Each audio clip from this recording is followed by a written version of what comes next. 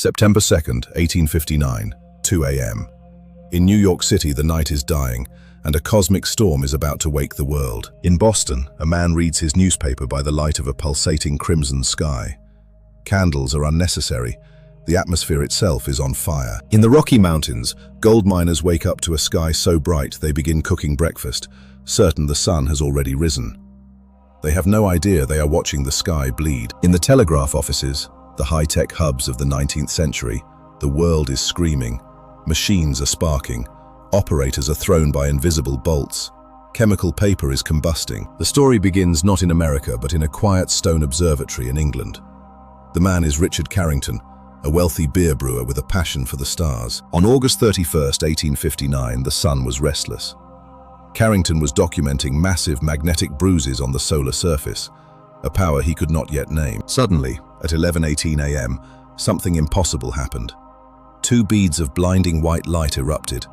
Carrington thought his screen had been punctured by the sun itself. He had just witnessed a white light flare. 1 billion tons of superheated plasma was now hurtling toward Earth at 4 million miles per hour. A coronal mass ejection. In the 1850s, the northern lights were a myth to those south of Canada. But on this night, the aurora borealis didn't just visit the north, it conquered the world. In the Bahamas, sailors recorded in their logs that the ocean appeared to be made of blood. The light had turned the sea into an apocalyptic landscape. In Cuba, people sat on their porches, terrified as the sky turned a deep, bruised purple. To many, it was the second coming. To all, it was the end. In South Carolina, the light was so intense that the shadows of trees were cast upon the ground as if it were high noon.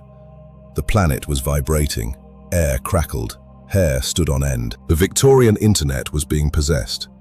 In Washington, D.C., an operator reached for his key and was blasted back by a blue spark. Technology was part of the storm.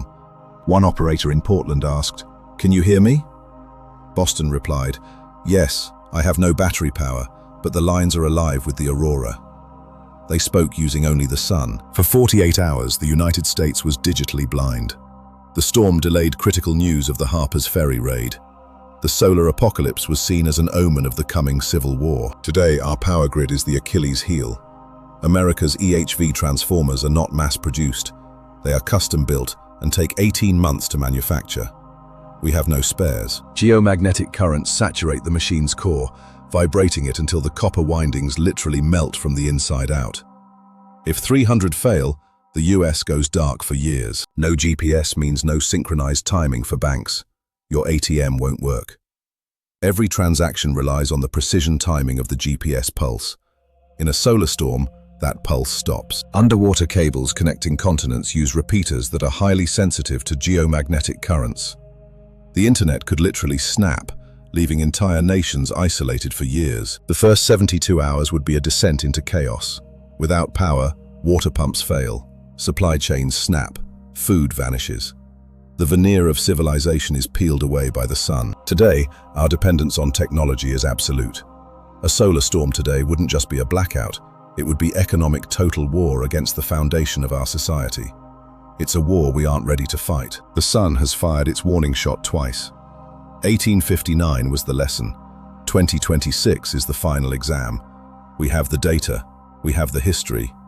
The silent lightning is coming. Are you ready?